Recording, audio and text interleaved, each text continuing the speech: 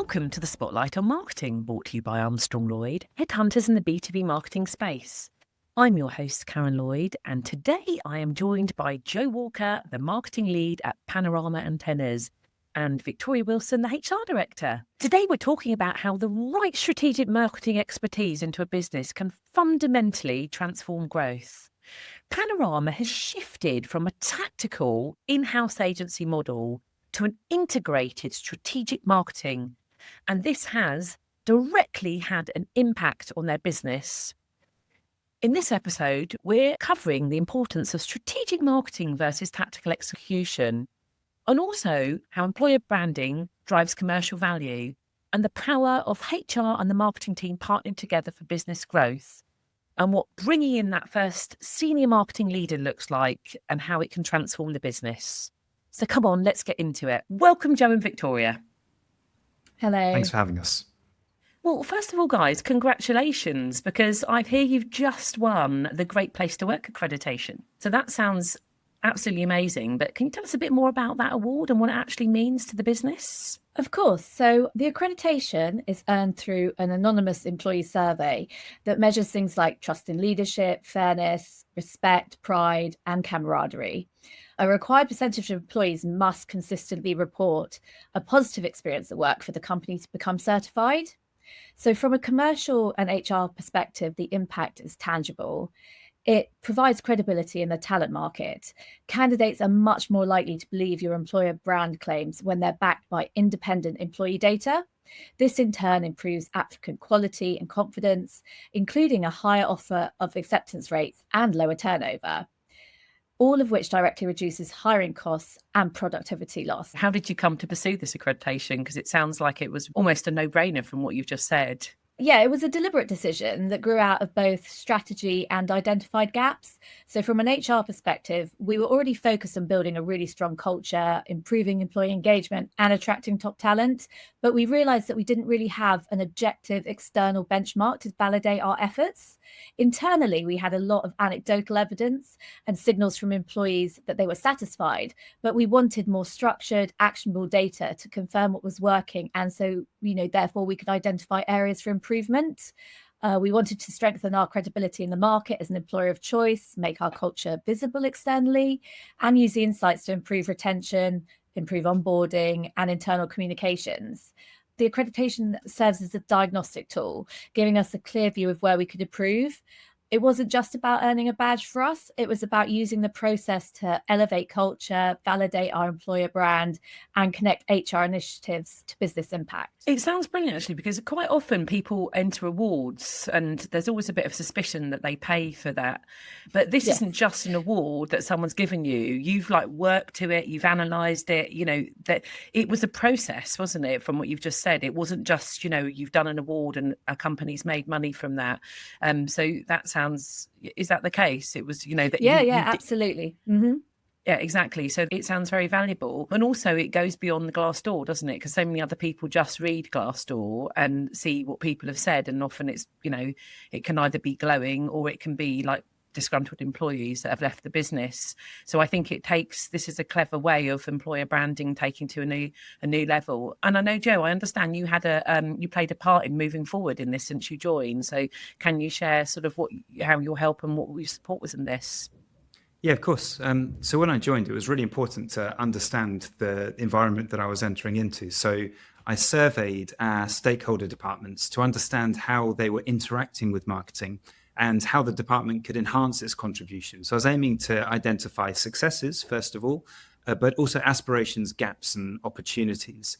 One of the things that came from Victoria and the HR team was the opportunity to promote ourselves as an excellent employer, which I'm happy to say is consistent with my experience since joining.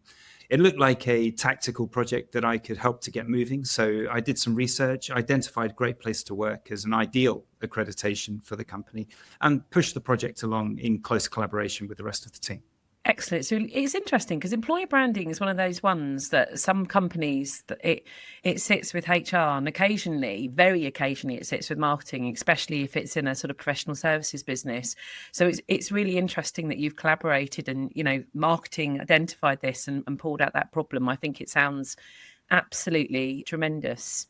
So I know Joe was somebody who, joined the business fairly recently and has come in as a dedicated marketing lead. And I know, Victoria, you're the one that was, very involved in identifying why you needed a marketing lead in the business and, having experienced significant growth in the past. So could you tell us a little bit how you first identified the need for a dedicated marketing person and what the business challenge was you were trying to solve?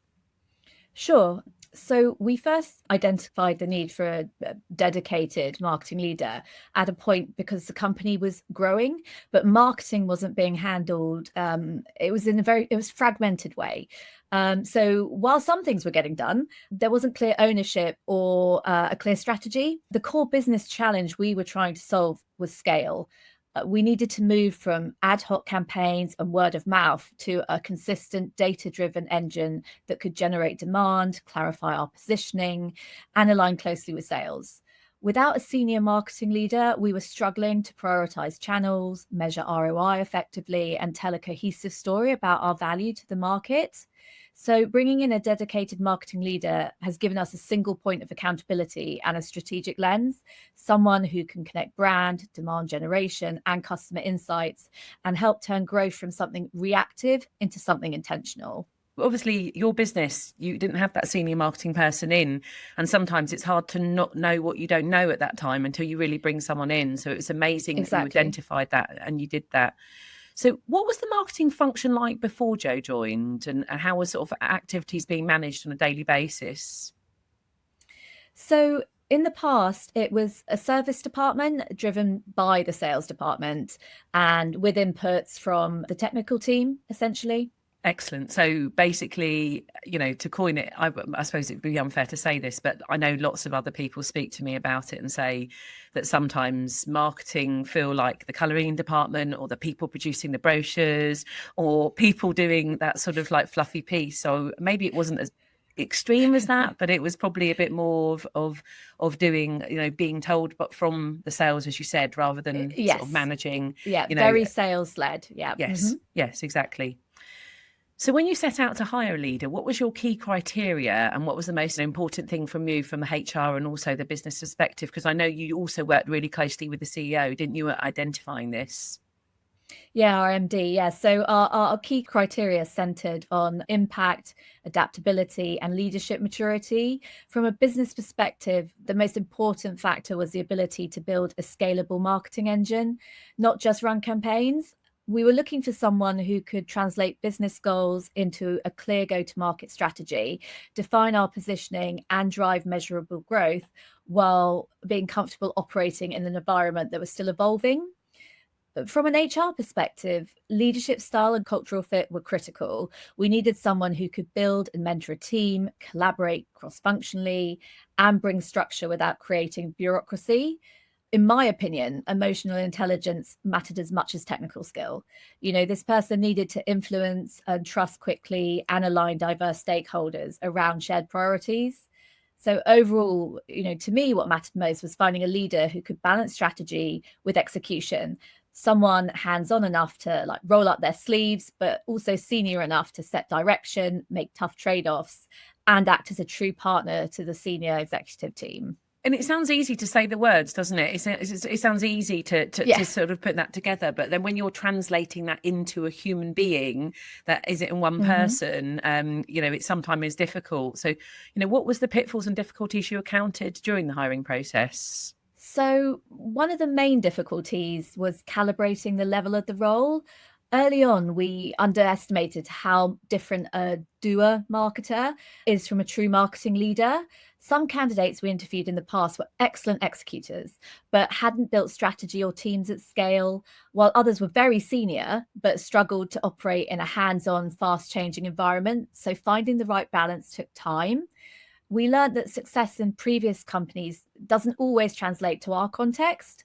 What mattered more was adaptability, problem-solving ability, and how well a candidate understood our customers and our challenges. We also found it challenging to assess leadership and cross-functional influence in interviews.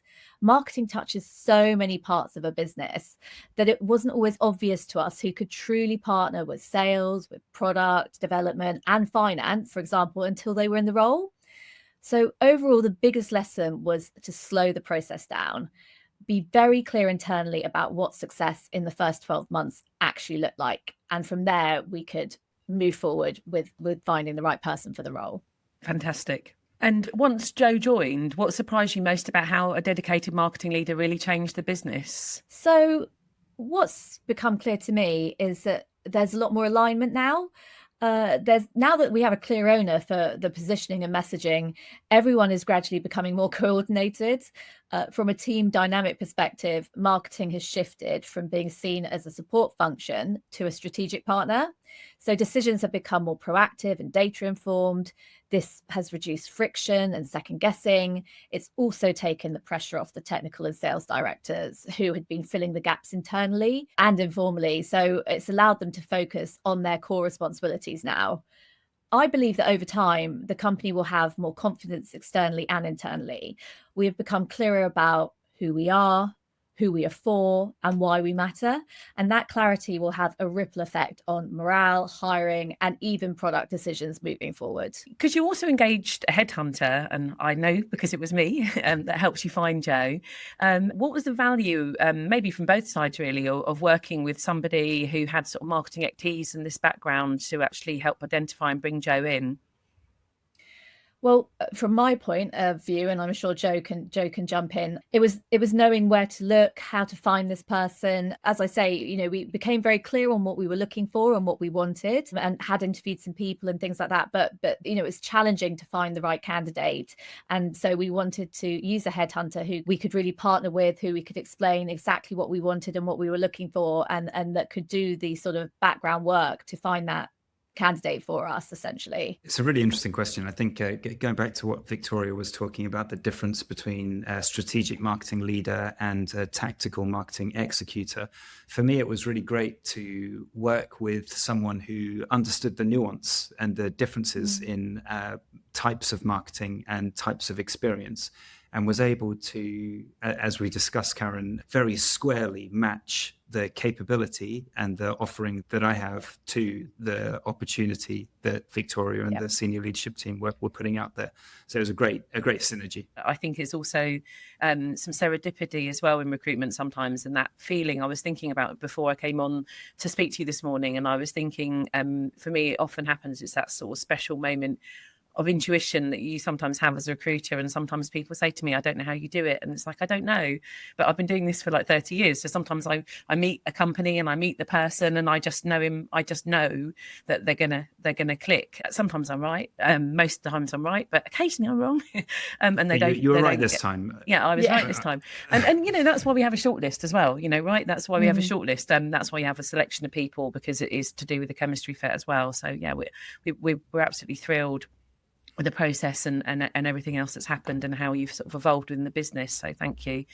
Thank you for that.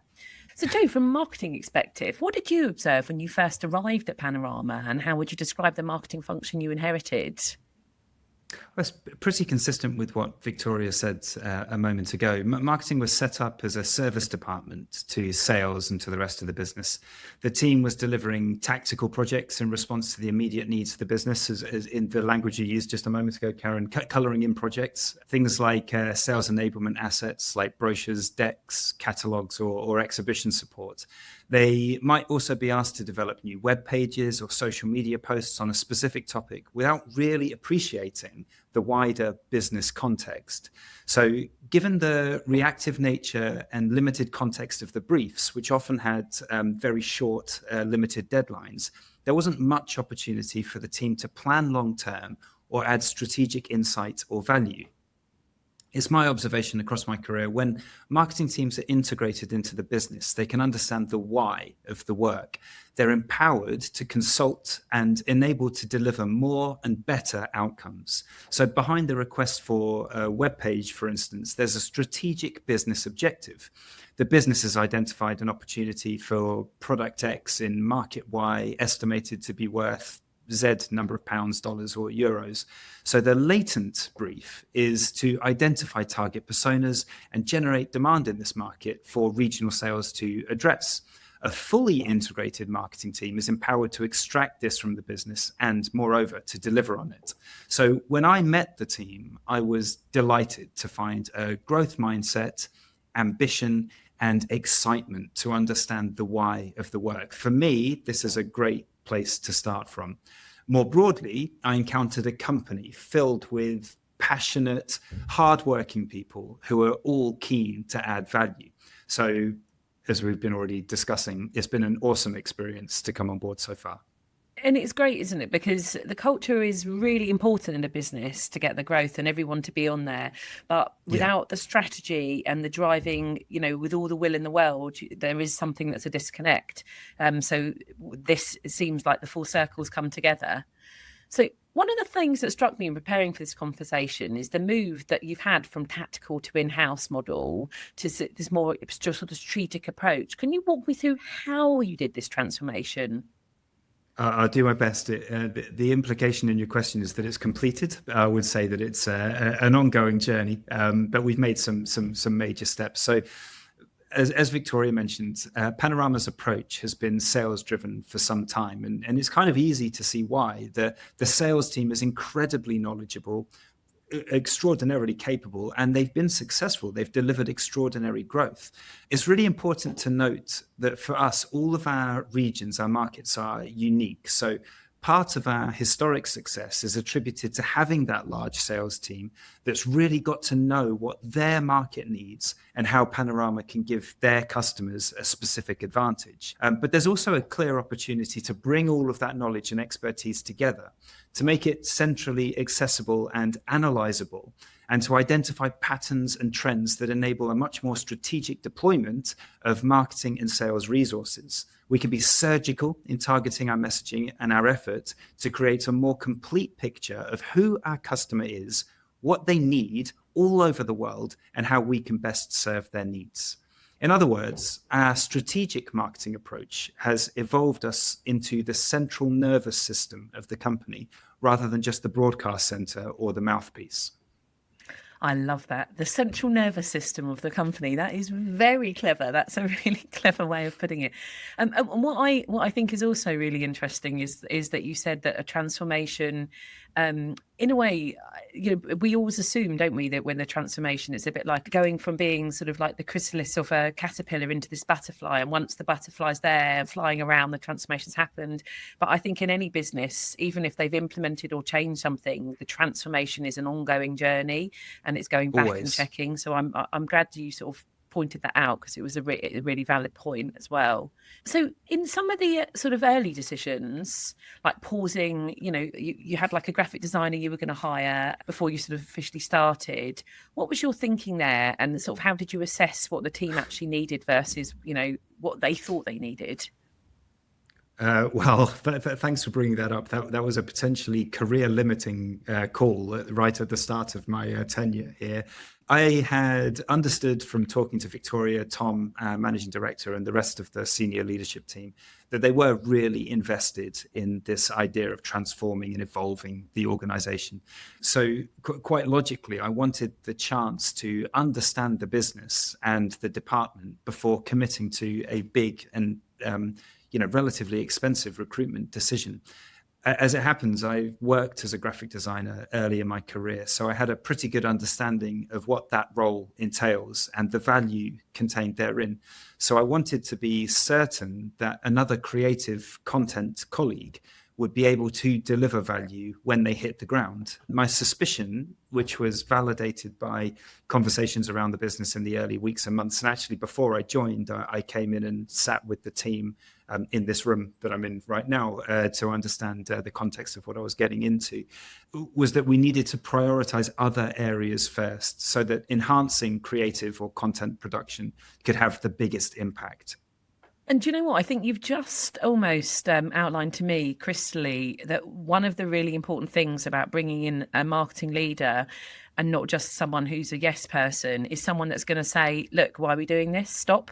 and questioning that. And I think that's the key that you had, and that you came into the business, because you could have just easily gone, okay, they've asked for that, I'm going to go along with it. But all you'd do is carrying and perpetuating the cycle that you'd already had in the business. So I think it's nice of you to say it wasn't career limiting. It was a career making move there. Well, let me speak to that specific thing. You gave me the credit there. I think it was implied in what you said that I deserve the credit. Actually, the credit's deserved to the senior leadership team for giving me the space to do that. So really being available to me and open to my suggestions right at the beginning. So it goes two ways. That wasn't what the credit's not deserved to me entirely. So walk us through the shift from being events heavy, so the team that did the events and, working with the sales team to do that, to a more integrated strategic approach. And what changes did you do to implement it? Oh, good one. Well, first of all, it's important to recognize that events are legitimately a very important channel for Panorama's marketing. It's an opportunity to connect with our markets in person, to meet existing partners and prospective customers, and to showcase the products in real life. They're three-dimensional, tangible things, and people want to look, feel, and touch them. What I would say we're moving towards is a more data-powered approach. So Victoria mentioned measurability in one of her answers just a moment ago. So measuring return on investment and investing in channels that deliver value against our objectives. So what that means for events is really analyzing the opportunity. So we want to understand what is the nature of the event and how closely does it fit with our commercial objectives, how many relevant delegates are attending, how many of those delegates do we want to or can we expect to engage with, and what sort of engagements do we aim to have with them. In order to have those engagements, how many people do we need to send? A person can only have so many conversations in a given amount of time. So we need to make a strategic decision there. What can we do to distinguish ourselves in order to make sure that these things happen? And how much does it cost? So with this approach, we can make an informed decision on how to get the most out of our budget and our effort. So we're approaching all of our marketing channels with this analytical mindset and seeking to record and measure and grow from as much as we practically can. Finally, we're thinking in terms of the full funnel, all the way from awareness right at the top down to advocacy right at the bottom. So we're being really deliberate in deploying a multi-channel approach. Fantastic. Yeah, events can be one of those things where sometimes if you don't measure it, people just say, oh, how did you feel? Oh, I felt it went well. It was quite nice, a bit tiring, and that's it. And we've got a couple of leads, I think, and I'm sure we got a deal coming off the back of it. I had a couple of calls with a big name versus actually this is the data and this is what happened. And also, have we followed up? I had a horror story once of a company that went to an event and they deleted all of the data afterwards, and no one did any follow up, and it was just like throwing money down the drain, and was that's really exactly falling. What it's like, So it's it's important. So you're also working on rebranding. So how does that all fit into the sort of wider strategic vision of what you're building? Oh, Karen, you should have had a spoiler alert at the front of the podcast. I found an incredible company working here, built on 80 years of expertise, passion, and care. Victoria and the senior leadership team empowered me to be bold in my recommendations. We talked about this already, how open they were to a new way of thinking. And I see that the Panorama brand can be developed to more fully represent our position as industry leaders in wireless communication. As a marketer, it's great to land at a company which makes the superlative form of any product. We have a reputation for performance, quality, and service, and we have a brand. We will build a brand that should reflect that. So our antennas are on board all sorts of technology all around the world, from EV chargers and public Wi-Fi to automated smart agriculture and public safety missions with firefighters, ambulances, and police vehicles. In other words, our antennas power communication that really counts. So the vision is that having a Panorama antenna on board a system is like having an Intel processor in your PC, or Gore-Tex material in your jacket, or Dolby audio in your stereo system. The Panorama brand is a promise that your communication system is designed to perform when it matters. Fantastic. And it's brilliant because it's creating that value, isn't it? It's creating that value is what you're doing. I love it. It's fantastic. Joe, you've also been building a team out. So I know we've talked about the graphic designer one, but can you tell us about how you've assessed and built the rest of the marketing structure while there, and what the team, how it's sort of evolved while you've been there?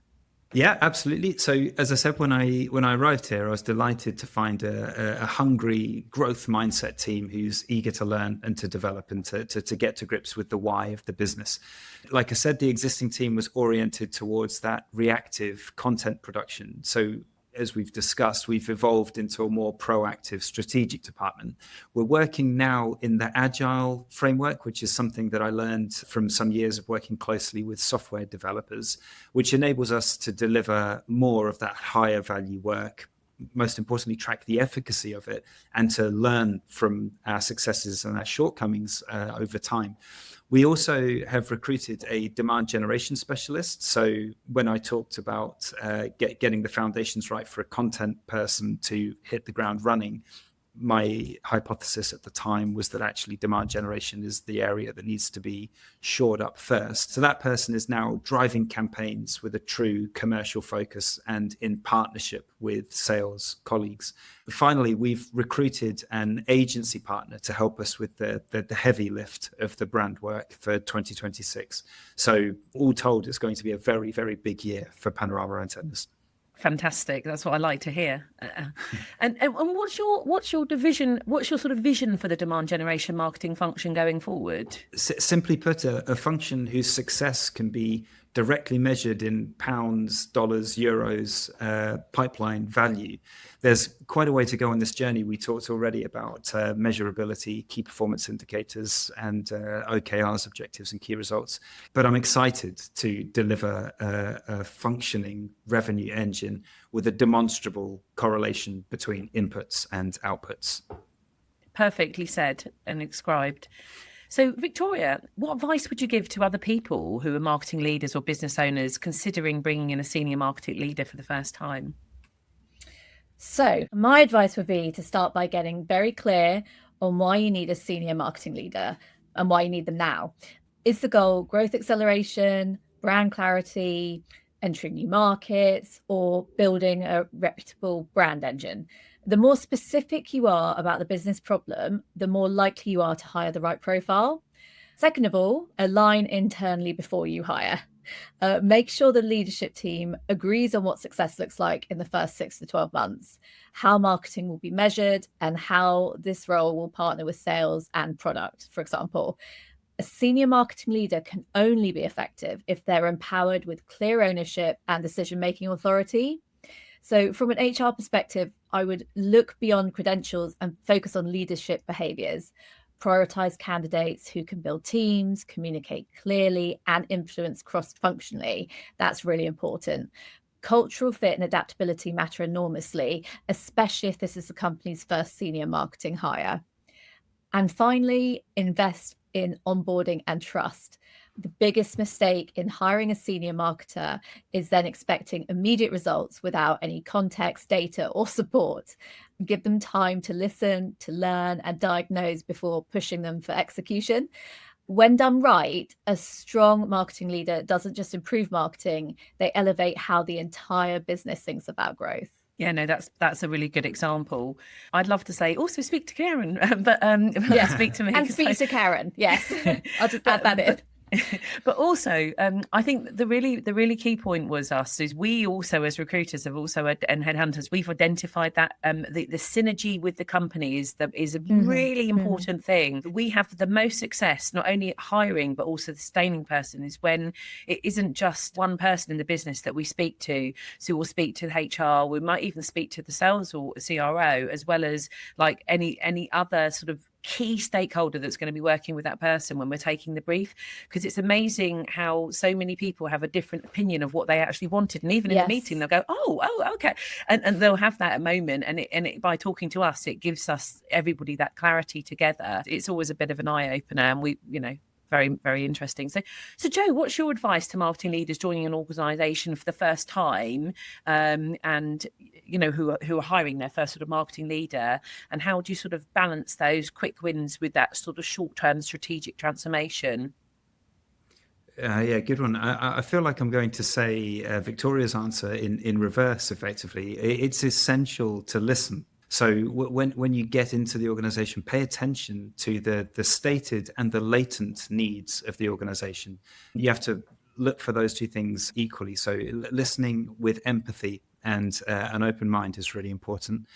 I think it's critical to earn trust. Victoria talked about building a trusting environment, but I feel like that's a two-way street. So high-performing teams are founded on trust, and it's really important for new people, whether they're leaders or not, to establish credibility and reliability. The way I like to put it is to have a one-to-one say-to-do ratio.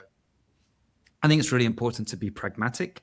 So we have to validate hypotheses with real experiments before committing to big ticket items. So I didn't come in through the door and immediately shout rebrand. I had to do some experimentation and show why my recommendation was the right recommendation as best as is possible.